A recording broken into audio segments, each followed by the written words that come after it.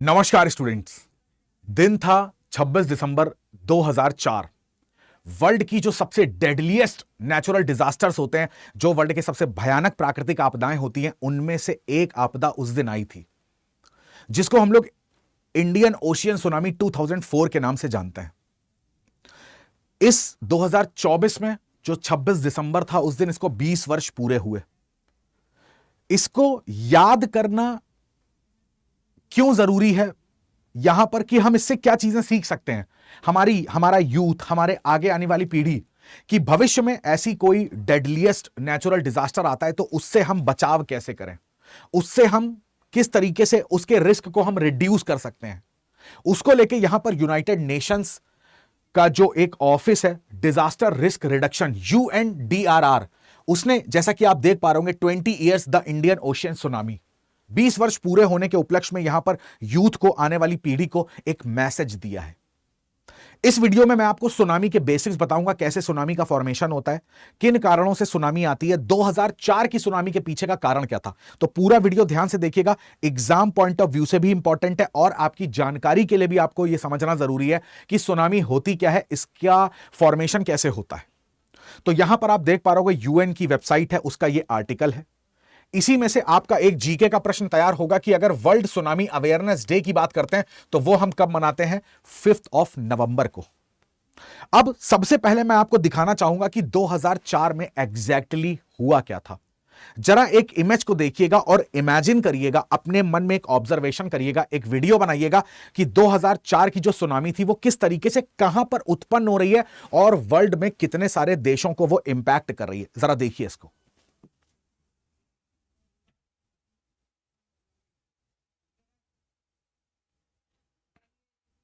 इस वीडियो को देखते ही आपने ध्यान दिया होगा कि यहां पर कुछ ऐसी इंसिडेंट हुआ जिसके कारण से यहां पर एक लहर उत्पन्न होती है, और वो लहर इस तरीके से अंडमान निकोबार, श्रीलंका, इंडिया, यहां पर आप देखेंगे तो थाईलैंड, मलेशिया, इन सब देशों से टकराते हुए और सोमालिया के कोस्ट तक इसका प्रभाव देखने को मिलता है। साफ पता चल रहा है मेडागास्कर, सोमालिया, इन सबको, यानी कि एशिया में क्रिएट हो रही है और वो अफ्रीका तक जा रही है। ठीक है, एक दूसरा वीडियो आप देखिए जरा।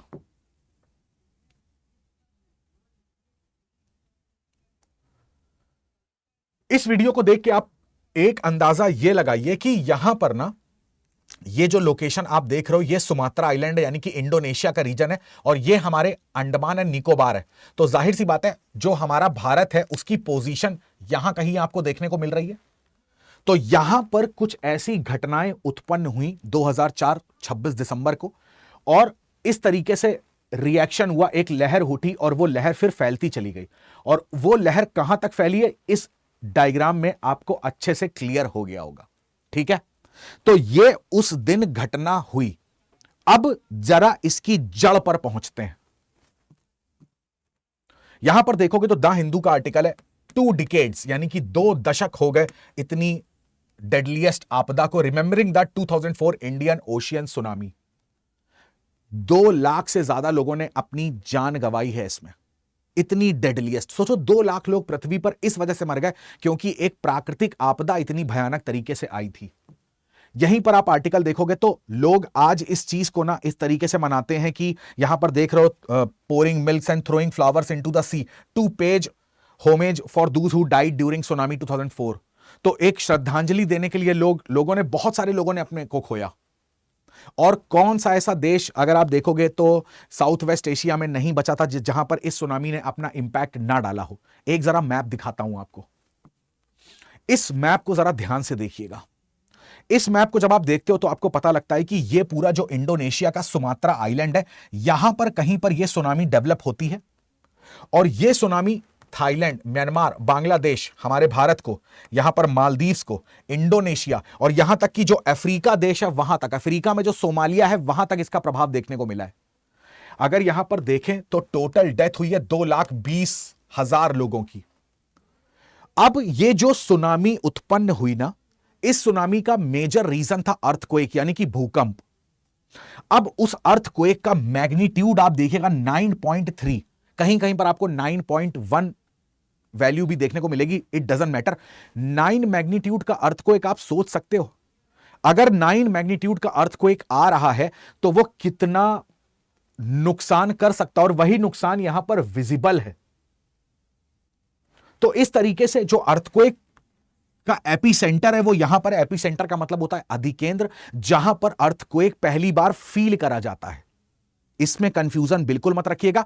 जहां पर अर्थक्वेक जनरेट होता है उसको बोलते हैं फोकस, यानी कि हाइपोसेंटर, और जहां पर पहली बार अर्थक्वेक फील होता है उसको बोलते हैं अधिकेंद्र, यानी कि एपिसेंटर। तो इसका जो एपिसेंटर था वो कहीं सुमात्रा के पास था, और ये अर्थक्वेक से सुनामी जो उत्पन्न हुई उसकी वेव्स कहां कहां पर कौन कौन से देश में टकराई है वो वीडियो से आपको समझ में आ चुका होगा। अब प्रश्न यह आता है कि यहां पर अर्थक्वेक आया कैसे। हर एक चीज बेसिक से बता रहा हूं, बड़े ध्यान से पूरा वीडियो देखिएगा। पूरा सुनामी का तो कॉन्सेप्ट क्लियर ही हो जाएगा, 2004 की सुनामी का कॉन्सेप्ट भी आपका क्लियर हो जाएगा। जरा अर्थक्वेक को समझने के लिए हमको जरा प्लेट्स को समझना जरूरी है, और प्लेट्स में भी हमारा फोकस उस जगह पर रहेगा जहां पर इसका एपिसेंटर रहा है। तो आप देख पा रहे होंगे ये जो प्लेट आपको दिख रही है, बेसिकली ये वाली जो प्लेट आपको दिख रही है, इसी को हम लोग बोलते हैं इंडो ऑस्ट्रेलियन प्लेट। बड़े आराम से समझिएगा, ध्यान से। और यहां पर कहीं पर आपको ये छोटी सी जो प्लेट दिख रही है इसी को बोलते हैं बर्मा प्लेट। यहीं पर आपको इंडोनेशिया का सुमात्रा पॉइंट भी दिखेगा। अब आपको पता है एक तरफ है इंडो ऑस्ट्रेलियन प्लेट और एक तरफ है बर्मा प्लेट। जरा मेरे हाथों को ध्यान से देखिए, ये दोनों प्लेटें आपस में टकराती हैं। तो यहां पर कौन सा मूवमेंट हो रहा है? यहां पर मूवमेंट हो रहा है कन्वर्जेंट प्लेट बाउंड्री। अब इसको समझने के लिए थोड़ा सा आपको यहां पर समझना पड़ेगा। हम लोगों ने प्लेट टेक्टोनिक थ्योरी में पढ़ा है प्लेट्स के बारे में। तो एक तरफ यहां पर आप देखोगे ये कॉन्टिनेंटल प्लेट है। तो अभी यहां पर जिस तरीके से दो प्लेट्स आपस में यहां पर टकरा रही हैं, तो आपको पता है कि जब इस तरीके से दो प्लेटें आपस में टकराती हैं तो इसी प्लेट बाउंड्री को हम लोग यहां पर कहते हैं कन्वर्जेंट प्लेट बाउंड्री। और इन दोनों प्लेट्स में से जो हैवी प्लेट होती है, यानी कि जो ओशनिक प्लेट होगी, उस प्लेट का सबडक्शन होगा। और ये प्लेटों का मूवमेंट ऐसा क्यों है? क्योंकि इसके नीचे जो एस्थेनोस्फीयर का मैग्मा है वो इस तरीके से फ्लो हो रहा है। तो जब मैग्मा का डायरेक्शन ऐसे है तो इन दोनों प्लेट्स को आपस में पास में लाएगा। जब इन दोनों प्लेट्स को आपस में पास में लाएगा तो एक मोमेंट ऐसा आएगा जब ये दोनों प्लेटें आपस में टकराएंगी, तो जो हैवी प्लेट है उसका होगा सबडक्शन। तो इस तरीके से हैवी प्लेट का क्या होगा? ये प्लेट इसके अंदर जाएगी।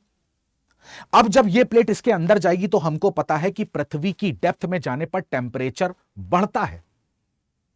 तो अगर ये प्लेट एस्थेनोस्फीयर तक पहुंच गई है, जिसको कि हम लोग दुर्बल मंडल कहते हैं, जो कि अपर मेंटल का पोर्शन है, तो अगर ये वाली जिस प्लेट का सबडक्शन हुआ है, जिस प्लेट का क्षेपण हुआ है, अगर वो एस्थेनोस्फीयर तक पहुंच गई तो यहां पर इस प्लेट की मेल्टिंग स्टार्ट हो जाएगी। और मेल्टिंग स्टार्ट होते ही यहां बनेगा मैग्मा। यहां पर इतनी सारी चीजें आपको समझ में आ रही हैं, तो यहां पर जरा देखिए, ये एक आपको लैंडफॉर्म दिख रहा है, ये एक स्पेशल टाइप की आकृति दिख रही है जिसको कि हम लोग बोलते हैं ट्रेंच। हिंदी में इसको बोलते हैं गर्त, ओशनिक ट्रेंच। जैसे मैरियाना ट्रेंच का नाम आपने सुना होगा। वैसे ही अगर इतना कॉन्सेप्ट आपको समझ में आ रहा है, अगर इतना कॉन्सेप्ट आपको समझ में आ रहा है, तो आप यह समझिए कि जब भी दो प्लेटों के बीच में मूवमेंट होगा, ये प्लेटें आपस में टकराएंगी, तो यहां पर आपको क्या देखने को मिलेगा? इतनी भारी प्लेटें। प्लेटें क्या होती क्या हैं? प्लेटें बेसिकली क्या होती हैं? जब हम लोग क्रस्ट के बारे में देखते हैं तो सबसे ऊपर की परत कौन सी होती है, जिसको हम लोग क्रस्ट का नाम देते हैं? इसके नीचे की परत कौन सी होती है, जिसको हम लोग मेंटल का नाम देते हैं? और मेंटल का ऊपरी पोर्शन भी हम लोग क्रस्ट में काउंट कर लेते हैं। तो बेसिकली यहां से लेकर यहां तक का जो पोर्शन होता है, इसी को हम लोग बोलते हैं लिथोस्फीयर, जिसको हिंदी में बोलते हैं स्थल मंडल। इसी लिथोस्फीयर के जो टुकड़े होते हैं, इसी के जो पीसेस होते हैं, उन्हीं को हम लोग कहते हैं प्लेट्स। यानी कि लिथोस्फीयर के जो टुकड़े हैं उनको हम लोग क्या बोलते हैं? उनको हम लोग प्लेट्स कहते हैं। और बेसिकली कोई पूछेगा लिथोस्फीयर किसका बना होता है, तो ये किसका बना है? इसमें पूरा क्रस्ट आता है और अपर मेंटल का थोड़ा सा पोर्शन आता है। तो लगभग आप देखो 200 किलोमीटर के आसपास का जो एरिया, इतनी मोटाई है हमारे प्लेट्स की। इतनी मोटी प्लेट जब आपस में सोचो टकराएंगी, अगर इसको मैं प्लेट्स के टुकड़े कर दूं तो एक टुकड़ा आपको ये दिख रहा है, एक टुकड़ा आपको ये दिख रहा है, एक ये दिख रहा है और एक ये दिख रहा है। फॉर एग्जाम्पल, इतने मोटे टुकड़े रॉक्स के, चट्टानों के इतने मोटे टुकड़े जब आप टकराते हैं तो यहां पर एनर्जी जनरेट होगी और उसी वही एनर्जी जो है वो वेव के फॉर्म में चलती, जिसको हम लोग भूकंप कहते हैं, अर्थक्वेक कहते हैं। जाहिर सी बात है, इतनी मोटी प्लेट्स आपस में जब टकराती हैं तो अर्थक्वेक उत्पन्न होगा ही होगा। तो यहां पर ये जो अर्थक्वेक इंड्यूस्ड हो रहा है इसको हम लोग बोलेंगे टेक्टोनिक अर्थक्वेक। तो इतना बेसिक लॉजिक आपका क्लियर हो गया। इसके पहले वाला जो प्लेट्स का आपस में टकराना था ये आपको क्लियर हो गया। अगर ये चीजें आपको क्लियर हैं तो जरा इस डायग्राम को ध्यान से देखिए।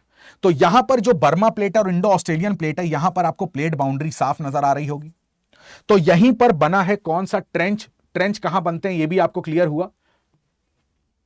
अगर इसको बड़े स्तर पर आपको देखना है तो आप इस तरीके से देख सकते हो कि यहां पर ये जो बर्मा प्लेट है यहीं पर एक ट्रेंच पाया जाता है जिसको हम लोग नाम देते हैं सुंडा ट्रेंच।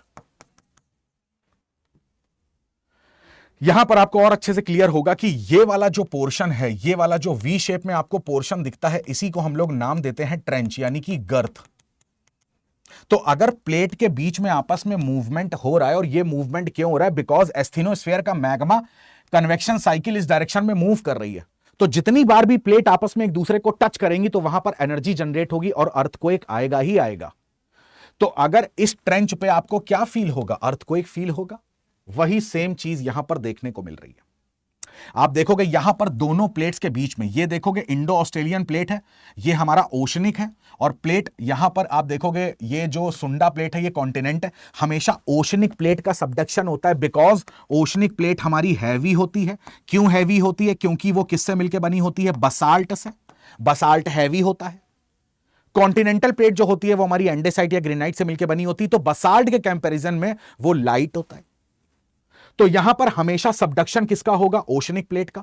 तो जैसे ही प्लेट एक दूसरे से पुश करते हैं, पुश करेंगे, तो यहां पर एनर्जी जनरेट होगी। वही सुंडा ट्रेंच पे अर्थक्वेक उत्पन्न हुआ उस दिन 9 मैग्नीट्यूड का, और इस अर्थक्वेक ने यहां पर डेवलप करी सुनामी। अब ये ओशनिक प्लेट है तो जाहिर सी बात है पूरा ओशियन, इसके ऊपर ओशियन है, पानी है, नीचे स्थल मंडल तो है नहीं, पानी है उसके ऊपर। अब जरा देखते हैं सुनामी की वर्किंग को जरा। यहां पर इमेजिन करो कि ये पूरा पानी है, ठीक है ना, ये वाटर बॉडी है कोई बहुत बड़ी सी। अब ओशियन है तो ओशियन की जो विड्थ होगी आप समझ सकते हो, चौड़ाई बहुत अधिक मात्रा में, बहुत वास्ट है ओशियन हमारे। ये है हमारा ओशियन का फ्लोर, ओशियन का तल। तो प्लेट का जो टकराना होगा वो यहीं पे कहीं होगा। तो जब यहां पर होगा तो यहां पर कहीं जो एपी सेंटर है वो रहा, एनर्जी रिलीज हुई। अगर इसके ऊपर स्थल मंडल होता तो स्थल मंडल में क्या होता, एल वेव जो जनरेट होती है वो स्थल मंडल को इस तरीके से या इस तरीके से ऐसे करके, जिसमें कंप्रेशन मतलब एक्सपेंशन और कंप्रेशन होता है, शृंग और गर्त होते हैं, उछाल देता। तो हमारी बिल्डिंग्स इस तरीके से उछलती हैं, हमारी बिल्डिंग्स इस तरीके से एक्सपेंड और कंप्रेस्ड होती हैं। बट इसके ऊपर तो वाटर है। तो अभी अगर अर्थक्वेक यहां पे जनरेट हुआ है, अर्थक्वेक का मतलब है यहां से वेव निकल रही होंगी। तो वो वेव क्या करेगी, ध्यान से सुनना। अगर फॉर एग्जांपल यहां पर कोई व्यक्ति नाव में बैठा हुआ है, ठीक है, नाव में कोई व्यक्ति बैठा हुआ है, इसको पता ही नहीं चल पाएगा कि इसके जस्ट नीचे कहीं पर अर्थक्वेक जनरेट हुआ है, बिकॉज समुद्र की चौड़ाई बहुत ज्यादा है। तो उसमें जो वेव समुद्र में उत्पन्न होगी ना, वो समुद्र का जो सरफेस है, जो ओशियन का सरफेस है, उसमें मैक्सिमम वो कितना एंगल से ऊपर उठेगा, मैक्सिमम इतने एंगल से, क्योंकि चौड़ाई बहुत है, गहराई बहुत है। तो पानी अगर उठा भी तो हल्का सा उठा, तो इसे लगेगा एज यूजुअल जैसे जो ओशियन की वेव आती है वो आई है। मगर अगर इतनी गहराई का पानी 1 सेंटीमीटर भी ऊपर उठ रहा है तो होगा क्या? तो एक सीन अपने दिमाग में यह रखना। दूसरा सीन बताता हूं। यहां पर कहीं पर तट रेखा है, ठीक है, तो यहां पर यह बीच समझ लो, कोस्टल एरिया समझ लो। तो यहां पर अपना लोग एंजॉय कर रहे हैं। यहां पर लोगों ने क्या देखा, तुम अब इस चीज को ऑब्जर्व करोगे तो बहुत अच्छा रहेगा। सोचो कि जब पानी का लेवल इस तरीके से ऊपर उठेगा तो यहां का जो पानी है वो अमूमन खिसक के कहां पर आ जाएगा, यहां पर।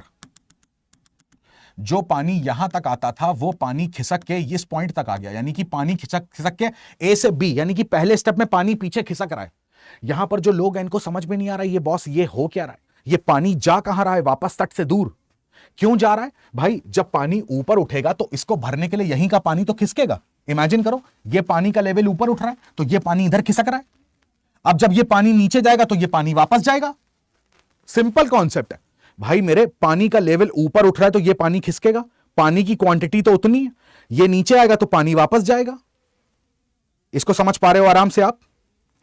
तो जब ये पानी खिसक के नीचे, ये पानी ऊपर जा रहा है तो पानी खिसक के नीचे आ रहा है। अब आएगी सुनामी, तो ये कहीं ना कहीं इंडिकेशन होता है सुनामी का कि पानी कोस्टल एरिया से बैक जाता है, तो ये चीज ऊपर उठ रही है। अब इमेजिन करो जब ये वापस से नीचे की तरफ आएगा, क्योंकि ग्रेविटेशनल फोर्स काम कर रहा है, इसको ऊपर तो जाने नहीं देगा, इसको खींचेगा नीचे की तरफ। तो जब नीचे की तरफ खींचेगा तो यहां का पानी वापस अपने जगह पे जा रहा होगा, मगर जब पानी वापस अपनी जगह पर जाएगा तो यहां पर पानी वापस जाते जाते आप देखो ये पूरा कोस्टल का एरिया है, तो यहां पर गहराई बहुत ज्यादा है, यहां पर धीरे धीरे जो डेप्थ है, यहां पर जो पानी की डेप्थ है वो धीरे धीरे इस पॉइंट पे, इस पॉइंट पे, इस पॉइंट पे, इस पॉइंट पे कम होती जा रही है। तो जब पानी की डेप्थ कम होती जा रही है तो पानी तो हाइट लेगा ना। नहीं समझ में आ रहा है? कोई बात नहीं, देखो मैं तुमसे कह रहा हूं कि एक प्लेट आपने ऐसे ली है, ठीक है, इसमें वाटर का लेवल आपने ऐसे भर रखा है, इसमें पानी भर रखा है, इसकी चौड़ाई समझ में आ रही है आपको? अब मैं आपसे कह रहा हूं कि दूसरा एक, इसी पानी को आपको अगर एक ग्लास में रखना है तो अभी पानी की हाइट कितनी दिख रही है आपको? पानी की जो ऊंचाई है वो इतनी है। अगर इस पूरे थाली का पानी इस ग्लास में आप पलटोगे तो हो सकता है कि पानी यहां तक आ जाए। तो अब पानी की हाइट कितनी दिख रही है आपको? इतनी। तो मतलब अगर डेप्थ ज्यादा है, अगर चौड़ाई मिल रही है, डेप्थ मिल रही है, तो पानी का लेवल नॉर्मल है। इसमें चौड़ाई आपने एकदम कंप्रेस कर दी, और अगर इसकी डेप्थ भी आप घटा देंगे तो पानी और ऊपर निकलेगा ना। सेम कॉन्सेप्ट है यहां पर। अगर आप देखोगे कि पानी की क्वांटिटी उतनी है, वाटर उतना ही है, यहां देखो मेरे हाथों को, ठीक है, मगर ये अगर आप मेरे हाथ को ध्यान से देखना, पूरी इमेजिनेशन, ये वाटर का लेवल है, ये बेस है, पानी इतनी क्वांटिटी में भरा हुआ है, पानी इतनी क्वांटिटी में भरा हुआ है, ठीक है। अब ये पानी अगर तट रेखा में जाएगा तो पानी तो उठेगा, पानी उठेगा, तो यहां से जो लहरें, पानी जब बैक मारेगा तो यहां से लहरें ऐसे ऐसे दिखाई देंगी, मगर यहां पर लहरें कैसी हैं? ऐसी बड़ी बड़ी होती जाएंगी, क्योंकि यहां पर देखिए चौड़ाई, पानी की क्वांटिटी कम थोड़ी ना करनी है हमको, ये देखो अपने आप। और इस तरीके से लहरें ऊपर जाती हैं और कोस्टल एरिया पे हिट करेंगी। इसी को बोलते हैं सुनामी वेव्स। बेसिकली सुनामी एक जापानी शब्द है, इसका मतलब क्या हो जाता है? इसका मतलब हो जाता है हार्बर वेव्स, हार्बर वेव्स, ठीक है। पुराने जमाने में सुनामी जो थी उसने जापान के जब बंदरगाहों पर अटैक किया तो पूरा बंदरगाह तहस नहस हो गया, तो वहां पर जापानियों ने इसको एक नाम दे दिया सुनामी के नाम से। तो ये फॉर्मेशन होता है किस चीज का? सुनामी का, ठीक है। तो प्लेट के टकराने से यहां पर आप देख पाओगे, तो यहां पर जब अर्थक्वेक जनरेट हो रहा है तो पहले वाटर क्या होगा? हल्का सा बैक मारेगा, क्योंकि यहां पर पानी उठा है। अब ये वाला उठा पानी जब नीचे जाएगा तो ये पानी वापस जाएगा, वापस जाते समय इसकी जो डेप्थ है वो कम होती जा रही है, तो धीरे धीरे क्या होती जाएगी? हाइट बढ़ती जाएगी। तो इस तरीके से यहां पर देखोगे हाइट इंक्रीज होती जा रही है, राइट। चलो, अगर इतनी चीज आपको समझ में आ रही है तो एक और आपको चीज दिखाता हूं, एक वीडियो दिखाता हूं, उसको जरा समझने की कोशिश करना। ये यूएन की वेबसाइट है, इन्होंने देखो लिख रखा है, 2004 Indian ocean tsunami was a wake up call for humanity. ये हमारे लिए एक वेकअप कॉल है कि अब देखो क्लाइमेट चेंज आप कह सकते हो, या तो देखो मेन इसका रीजन होता है भाई प्लेट टेक्टोनिक, तो उस पर तो हम कंट्रोल कर नहीं सकते, बट सुनामी के रिस्क को हम रिड्यूस कर सकते हैं मैंग्रोव्स लगा के, है ना। तो यहां पर यूनाइटेड नेशंस ने पूरा एक आर्टिकल निकाला था, उसी को द हिंदू ने भी यहां पर पब्लिश करा। मेन क्या है, आपको यहां पर ये एक वीडियो दिखाता हूं जिससे कि आप ना 2004 की जो फ्रीक्वेंसी है उसको आप बहुत अच्छे से यहां पर समझ पाओगे। जरा इस वीडियो को ध्यान से देखिएगा।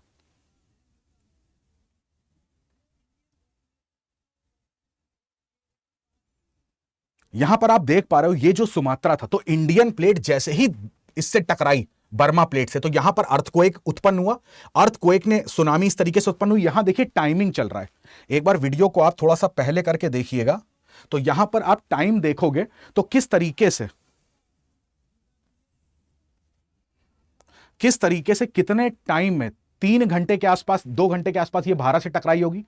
अफ्रीका तक पहुंचने में इसको 10 से 12 घंटे इस तरीके से लगे। ठीक है, देखो यहां पर सोमालिया के पास ये 7 घंटे में टकरा गई। यहां पर टाइमर भी चल रहा है और इस तरीके से पूरा यहां पर सुनामी का जो एक्सपेंशन है वो देखने को मिल रहा है। यहां पर टाइमर की हेल्प से भी आप ये चीजें देख सकते हो। ठीक है, एक बार फिर से इस चीज को फील करने की कोशिश करिएगा। यहां पर टाइमर चल चुका है 20 मिनट, 21 मिनट, 25 मिनट। भारत से जब भी टकराएगी उस टाइम को नोट करिएगा, तो लगभग 2 घंटे में ये भारत के इस पूरे एरिया से टकरा चुकी है, अंडमान निकोबार से, यहां पर पुडुचेरी से, लक्षद्वीप से। ठीक है, फिर इस तरीके से आप देखोगे 7 या 8वें घंटे पे आते आते ये अफ्रीका के तट से भी टकराई। तो इस तरीके का एक्सपेंशन हमको यहां पर देखने को मिला, राइट।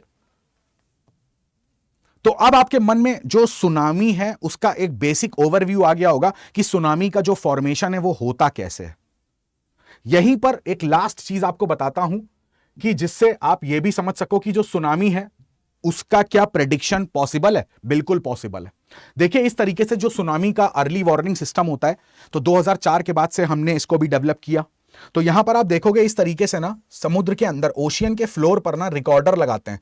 ये रिकॉर्डर बेसिकली जो वाटर का प्रेशर है इसको डिनोट करता है, और इसको जरा सा भी इसमें जो यहां पर वेव में ना कोई अंतर पता लगता है, तो यहां से जो इंफॉर्मेशन होती है वो इस तरीके से इस जगह पर ट्रांसमिट करती है और यहां से जाती है सैटेलाइट के माध्यम से। और सैटेलाइट के माध्यम से यहां पर जो भी कोस्टल के एरिया है, रेडियो के माध्यम से, टीवी न्यूज के माध्यम से यहां पर मैसेज आ सकता है। क्योंकि सुनामी और अर्थक्वेक में डिफरेंस ये होता है मेरे भाई कि अर्थक्वेक तुरंत आ जाएगा। सुनामी को, यहां पर अगर सुनामी क्रिएट हो रही है तो पहले पानी वापस जाएगा और फिर पानी रिटर्न होके इस तरीके से आएगा, तो इसको आने में थोड़ा सा समय लगेगा। आपने टाइम भी देखा उस वीडियो में। तो उस टाइम पर हम रेस्क्यू ऑपरेशंस कर सकते हैं, वहां से लोगों को हटा सकते हैं, जो जानवर हैं, कुछ भी हमारी जो एसेट्स हैं हम उनको वहां से हटा सकते हैं, जिससे कि हम ह्यूमन लाइफ को, एनिमल लाइफ को, वेजिटेशन को यहां पर स्ट्रॉन्ग तरीके से बचा सकते हैं। दूसरा, यहां पर अगर हम लोग मैंग्रोव्स वगैरह लगाते हैं तो वो भी सुनामी के लिए हमारा फर्स्ट लाइन ऑफ डिफेंस की तरह काम करता है। तो सुनामी की इंटेंसिटी को, उसकी वेलोसिटी को, उसकी स्पीड को बहुत ज्यादा कम कर देता है। तो ये पूरा जो कहानी थी वो थी 2004 के सुनामी की, प्लस हमने ज्योग्राफी के पॉइंट ऑफ व्यू से सुनामी की फॉर्मेशन भी हमने पढ़ा। आपको पता है कि मेंस में भी जो सुनामी है उस पर डायरेक्ट प्रश्न आया है, स्पेशली यूपी पीसीएस का। अगर आप मेंस का पेपर देखेंगे तो जीएस के फर्स्ट पेपर में आपको सुनामी पे डायरेक्ट प्रश्न मिला है। तो सुनामी कैसे आती है, टेक्टोनिक रीजंस क्या होते हैं, किस तरीके से 2004 का रीजन क्या था, सुंडा ट्रेंच के बारे में देखा, हर चीज हमने अच्छे से इस वीडियो पे देख ली। तो आज के लिए इतना ही। ऐसे ही मैं इंटरेस्टिंग वीडियोज आपके लिए लाता रहूंगा। कमेंट करके जरूर बताइएगा कि सुनामी का ये वीडियो आपको कैसा लगा। कोई भी प्रश्न है तो वो कमेंट सेक्शन में छोड़ दीजिएगा, मैं उसका आंसर कर दूंगा। वीडियो को लाइक, शेयर, सब्सक्राइब करना बिल्कुल मत भूलिएगा। अपना ध्यान रखिएगा, अपने स्वास्थ्य का ध्यान रखिएगा, माता पिता का बहुत सारा ध्यान रखिएगा। आप सभी का बहुत बहुत धन्यवाद। जय हिंद।